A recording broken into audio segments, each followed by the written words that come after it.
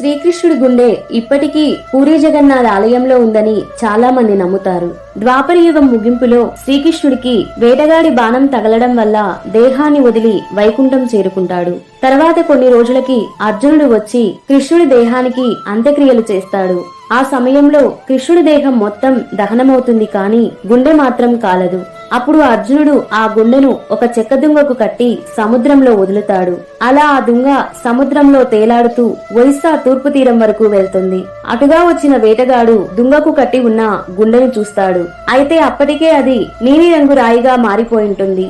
ఆ నీలిరంగు రాయిని నీలమాధవునిగా పూజిస్తూ వేటగాడు ఒక గుహలో ఉంచుతాడు. తర్వాత అది తెలుసుకున్న పూరీరాజు ఒక విగ్రహాన్ని తయారు చేయించి అందులో ఆ నీలిరంగు రాయిని ఉంచుతాడు. ఇప్పుడు ఆ నీలిరంగు రాయిని బ్రహ్మ పదార్థం అంటారు. ఇప్పటికీ 12 సంవత్సరాలకు ఒకసారి జగన్నాథుని విగ్రహాన్ని మారుస్తున్నప్పుడు ఆ బ్రహ్మ పదార్థాన్ని కూడా మారుస్తారు.